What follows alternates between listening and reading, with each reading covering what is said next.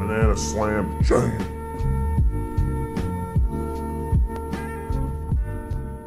Hello guys, this is going to be the next fundamentals video. So up until this point, we've kind of gone through the first 10 minutes or so of the game, and we've ignored the fact that you're going to be playing against opponents. So right now, I'm going to introduce an important mechanic that now matters when you're playing against opponents. It's actually a relatively advanced mechanic, but I believe if you learn it now, it will help you much more in the future. And we're going to talk about a little bit of the conceptual basics, but also just the mechanics of how creep aggro and tower aggro works. So if you're completely new to Dota, just act like you know what creep aggro and tower aggro are. And I promise you, I will do my best to explain it as clearly as possible. Some basic uses, as well as the mechanics of exactly how it works. So let's go ahead and do exactly what we've done for every other game. We're going to create a lobby. Going to be on our own here. Cheats on our own side, and we're going to start. So we're going to pick the same hero for the sake of practice. If you're a more experienced Dota player, obviously feel free to pick whatever hero you want. We're going to buy ourselves some items. Oops. And we are going to teleport. And for the sake of this, we are going to give all vision. So this is to help practice to begin. What this does is that we can see the vision of both teams. Create hero, axe, enemy. So remember this. He's going to spawn right on top of us. And this is really important because we need to be able to see the people that we're against, even though in a game, you'll be blocked by a bunch of stuff. So, all vision allows us to see him at all times, and that'll be really important for practicing. So the next thing you're going to do to practice, real quick, is you're going to display a range around yourself. So we need to do one more command. So Dota range display. We've used this in several other videos. 500. So that's going to now show a nice little green circle around you, as you see there. You can't use this in an actual game, but we're going to talk about it now, why we're displaying this. So sometimes this changes from like patch to patch when they change the game, but aggro range is 500. So what this means is that every every creep and every tower in the game has an aggro range. And so what that means for you is that if you are not within this 500 radius of the tower or a creep, you might as well not exist to them. They are coded to specifically attack you at specific times. They are coded to attack a specific target. So we're going to be talking a little bit about how that code works. And so we're going to start with understanding that if you are not within this little circle of a creep or a tower, it will not attack you. Towers are a bit more complicated, but we'll make sure we cover that. So we're going to show this by starting the game. And so currently in this patch, the first creep wave does not aggro you. So just don't be alarmed. You're going to see here that the circle doesn't matter against the first creep wave. The first creep wave will meet with the other one right outside a tower. If this changes in a patch note, even though there's a new patch coming out very soon, you can correct me here. But for now, in 7.28, these will just ignore me. So for the sake of fast forwarding, let's go ahead and get to the next creep wave. You guys are going to see exactly when they walk into this circle that they're going to be like, oh shit, there's a guy there. And they're going to start attacking me. So let's wait for the next creep wave.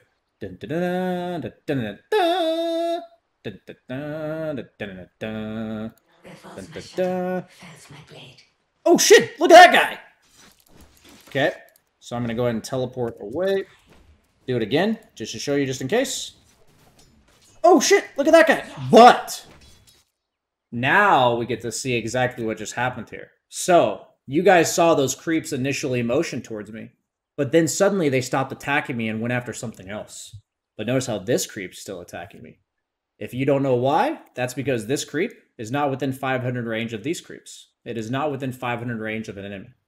So the way that creeps and towers work is that when they start attacking you, they will aggro onto targets and based on this order. They will first check to see if any of the targets are attacking an allied unit of theirs. So in this case, my creeps were attacking enemy creeps.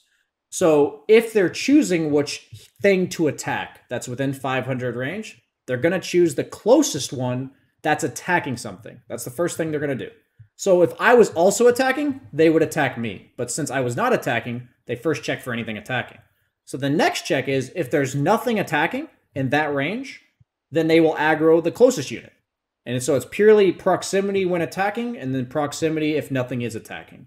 So that's how creeps prioritize what they're going to attack. So we're going to reset this lobby real quick because that was an important mechanic for how creeps work. And now we're going to show exactly the basics of practicing creep aggro. So I told you how creeps are going to decide their first target, okay? So there's two important components. Once they've decided their first target, they will either attack that target until it dies or until you aggro them. So we're going to first talk about if that target dies. So if this target were to die, which is going to be the first one they're going to attack, these creeps will now check for the thing that's closest to them attacking. So if I do this, this guy is going to attack me, but all the other ones will not. Notice how his target died, so he'll start attacking me. So notice how to these two creeps, I was not the closest unit attacking. But to this creep, I was the closest unit attacking. So every time a creep finishes off a target, it resets. It just checks again. It's like, okay, what's the closest thing attacking me or attacking an ally? The next step is, if there's nothing attacking, what's the closest thing to me? And that's how they're going to choose. So we know exactly what they're going to do based on what we're doing. So theoretically, I could be really close to these creeps, but as long as I'm not attacking, the second that they look to attack something else, they won't attack me. So if you watched a lot of my movements throughout the course of the introductory guides and you're wondering like, all these creeps were randomly attacking me and they weren't doing it to BSJ, why is that? It's because at the highest level, we know very well how these creeps work, and we make sure they don't attack us when we don't want them to, and we make sure they attack us when we do want them to. Here we are, back at the start of the game, and now we're going to show you the second example. So the first example talked about when a creep finishes off its target, it's now going to check for a new target. We're now going to talk about the concept of aggro. So when these creeps are still attacking their target, there is a way for you to make them stop. So the reason why we're especially showing you this 500 range is because of this. It's not only important in what we've done so far, but it's very important now. So every creep and tower on the map has like this sensor system. Okay, that's what I like to call it. Where if you issue an attack command or a right-click command on an opponent hero, all of those creeps have like this sensor go off. And if you are within 500 range of them, they will attack you. It's just that simple. It doesn't matter where the opponent is. It doesn't matter how far away they are. This axe could be all the way up here. If I moved my minimap camera and A-clicked him up here, the creeps will chase me. Let me just show you real quick to prove it to you. So axe is all the way down here, right? So as long as these creeps are within 500 range of me, when I issue an attack command on axe, they will attack me. So see how they're within 500... Oh, I was moving axe. So these are within 500 range of me, these two right here. Boom. Now they're attacking me. But notice how they stopped. So here's the beauty of aggro. Remember how I told you every time a creep finishes off a target, it resets and it checks for a new aggro target? But when these creeps aggro you, they chase you for 2.3 seconds. After that 2.3 seconds, they are going to reset the entire thing. So when they finish a target, when they've chased you for 2.3 seconds, when they don't currently have a target, they have the same rule. They're going to reset their priority based on what's closest attacking them and then what's closest not attacking them. Okay? So if we're going to draw aggro again, at the end of that 2.3 seconds, I have to be the closest unit attacking these creeps. Notice how they're still attacking me now. But I back off. Now it's going to go closest to the thing that is attacking it. Okay? So if you're new, I want you to bear with me and at least understand the fact that you have a lot of control over what is going to attack you or not. You have a ton of control. So we're going to talk, we've talked now about how it creeps prioritize their target. We've talked about how they sense aggro. And now we're going to talk about a few things when it comes to manipulating it. So Axe is making his way back bottom. We're in a normal lane. And we're going to show you how in a normal lane you would use aggro. So the most important thing for you is to get a really good feel of this 500 range. Because once again, in a real game of Dota, you're not going to be able to use this 500 range display cheat to tell you how far it is. So the point is that you can choose exactly which creeps you want to aggro you based on which ones are within 500 range. So we're going to get to a new creep wave here. And we're going to show you what I mean. So let's say I want every enemy creep in this wave to attack me right now. I'm going to move this circle so that all of them are within it. And then I'm going to A-click, and they're all going to attack me for 2.3 seconds, and then they're going to stop. So as long as I'm not within 500 range, I don't even exist. So let's try again with this creep wave. So say I only want the guy on the right here. I would do like this. Notice how he's the only one, while these guys completely ignored my existence. So it's obviously hard a bit when I'm explaining it to you guys, but the point is that you can completely manipulate which ones are going to attack you or not. So up until this point, we've taught you guys how to CS. We've taught you guys how to maintain lane equilibrium. And we've talked about all the proper techniques to make sure you secure as many last hits as possible. I want you guys to realize that all opponent heroes are, all the opponent players are, is an obstacle to prevent you from getting last hits. That's all they are. So now we're going to talk about how creep aggro is used in an actual game in order to help you. So I want you to think about that if it's your goal to get every single last hit, it's also the opponent's goal to get every single last hit, and it's their goal to stop you from getting last hits. So every single time you're killing a creep, and we've talked about it with no opponent, you've been establishing a rhythm. You've been establishing a how quickly is this creep going to die, and you're going to last hit it. And what the opponent's job is to try to disrupt that rhythm, to try to make the creep die at some random time because they're going to attack it. And you can do the exact same to your own creeps.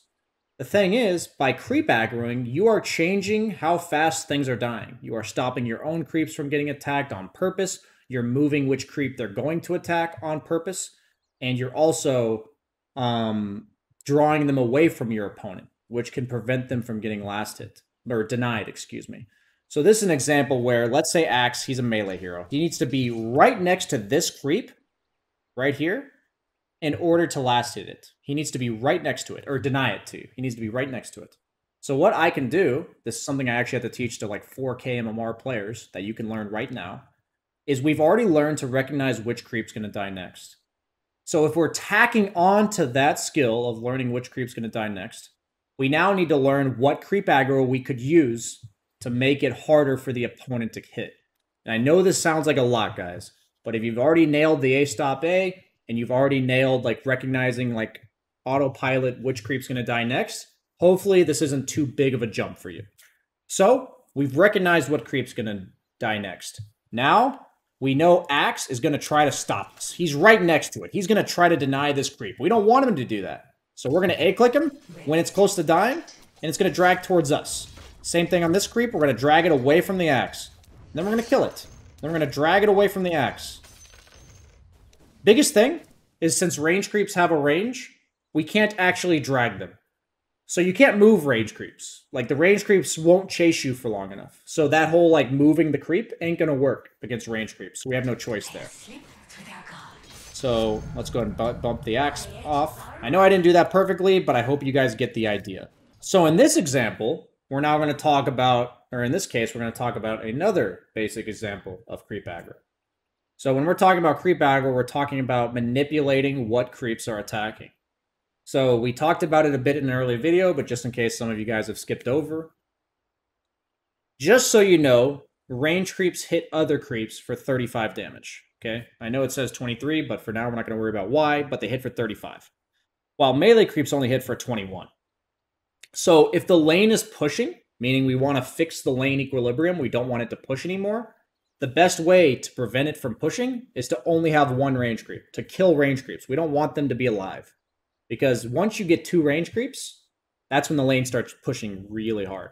So if you recognize a moment where the lane's pushing and you're like, I don't want it to push anymore, the best tactic is to simply aggro and have these creeps chase you to this creep. So follow with me. Bear with me, guys.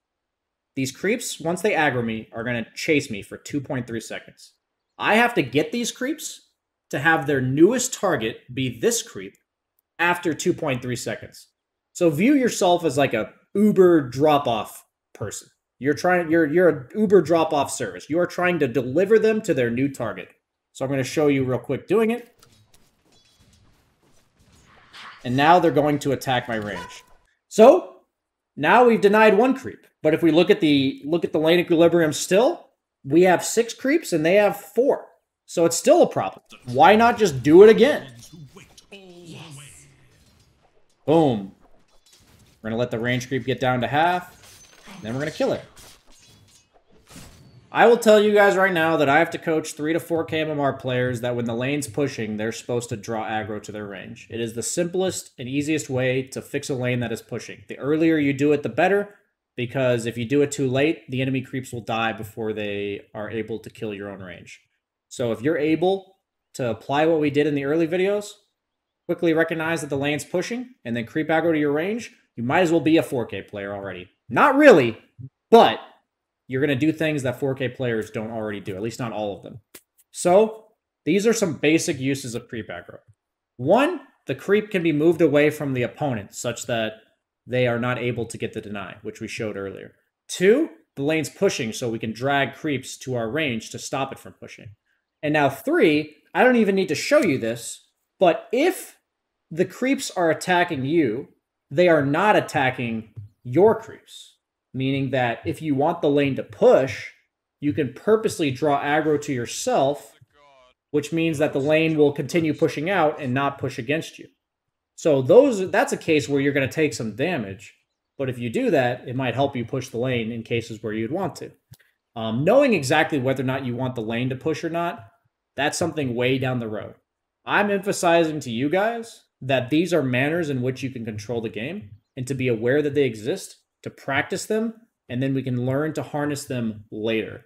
But the mechanical part of it is really good to get used to, and so you should just go into a private lobby with some bots and practice A-clicking them, and try to practice which creeps you're going to draw aggro from, and how you're going to draw them to your range. Be like, I'm going to move these creeps to specifically right here. I'm going to draw this back right as it's about to die so I can get this lasted.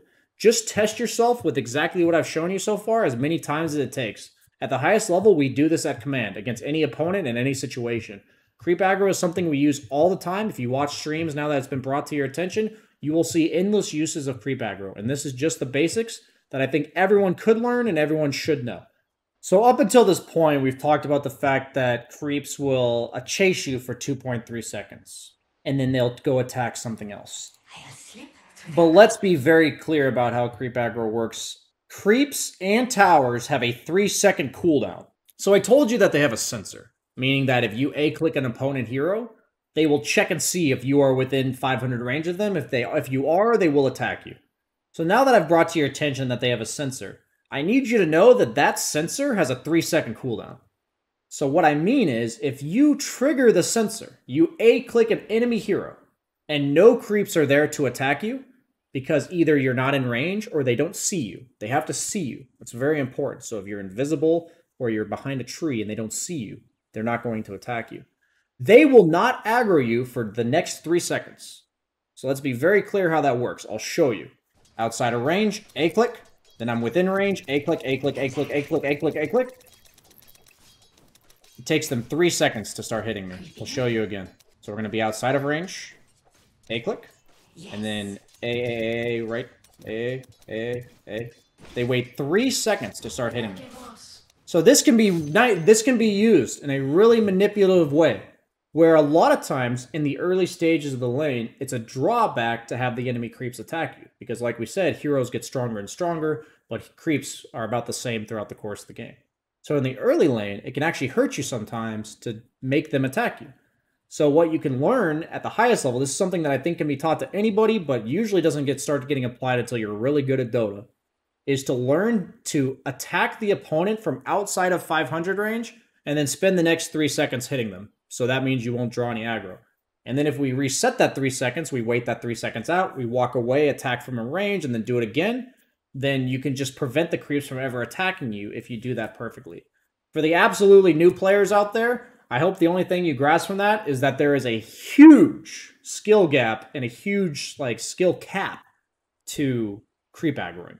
So it also works the same with tower aggro. So we're going to attempt to show you guys this. We're going to see that the tower actually attacks us from more than 500 range. So you guys may notice that the tower attacked me from further than that 500 range, but you say, BSJ, what the hell? You told me it wouldn't attack me unless I went into aggro range. Towers are a tad different. So towers have 700 range total. So if there's nothing else to attack, you're going to walk.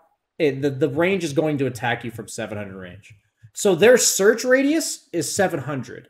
So their initial attack, remember how we talked about with creeps, their initial attack, they're going to search for anything within 500, and if there's something there, they're going to attack it. Tower's initial range is 700. But to make them change targets, you have to attack a hero within 500 range. So I'm going to show you exactly what I mean. We're going to push this lane into the tower so our creeps will tank for us. So notice how this tower is going to start attacking the first thing that goes within 700 range. See how it's attacking that? So if we want this tower to now attack us, we have to be within 500 range of the tower, and we have to A-click an enemy. So I'm going to show you that if I'm within 700 range of the tower and I attack an enemy, I will not get attacked. Notice that? I'm not getting attacked by the tower. I'm not within aggro range. So even though I'm in tower range, I'm not within aggro range. It will not attack me until there's nothing else to attack. In that case, it will attack me. So notice how if we try to do this, it will not attack us. The tower will not attack us. But now here's the important part. When you A-click your own unit, you are resetting the tower, the aggro of anything. So like if anything's attacking you and you A-click your own unit, it's going to immediately search for a new target. So if you have A-clicked the tower or you have drawn aggro from the tower and your creeps are in tower range, but they are not within 500 range, the tower will not stop attacking you until you've left tower range. That is really important. A lot of times, what stops you from attacking opponents when they're underneath tower is the fear that the tower is going to hit you. The tower does a lot of damage. Early game, heroes hit for like 50 damage. This tower hits for 90. That shit hurts. Let's be very clear, it hurts. So we want to avoid getting attacked by towers at all costs, if we can. So if there's an opponent underneath a tower, what we can do is, if we want to attack this guy, we can let our creeps walk into range, and then we A-click them outside of aggro, and then we walk in and hit them. Oops, sorry, I did this wrong. A-click outside of aggro, and then we A-click them. Notice how the tower did not aggro us there. Do the same thing again. And the tower will not attack you. So what's really important is, every single time the tower changes target, meaning it kills something, you can't be the main target. You can't be the closest thing that's attacking, or the closest unit that's not attacked. You can't do that. So if I had chosen to attack the axe at any time the tower was changing targets, it would have chosen me. But notice how I was able to attack the axe underneath his own tower without drawing aggro, simply by clicking him outside of tower range and then clicking him inside of tower range. You got 3 seconds. It's like every time you click outside of range, you got 3 seconds to do whatever you want. And it's a really important timer to get used to. And these are things that you just have to get a feel for. There's no way to like count it out to yourself. You're never going to go like 1, 2, 3. That might be something you want to do at the very beginning, but it's much better to just get a sense of aggroing and knowing they're going to chase you for 2.3 seconds, getting a feel for how long that is, and then trying to do the toggle of aggro where you're waiting between 3-second intervals and getting an idea of how long that 3 seconds is. This is all feels-based stuff. For the more experienced players who are learning something from this video, you definitely can look to apply it in this private lobby and then apply it in your real games. For the absolute newer players, I need you to be able to do this mechanically. I hope that you are able to understand exactly how it works for me, and you just need to fiddle around with it. Just play a lobby. You can do it with bots once you feel like you're a little bit better. You can put the bots on easy and try to practice manipulating creeps. But it's something where if you're trying to do all the laning at once, if you're trying to do everything, like farming, last hits, creeps, everything, it's going to be very overwhelming.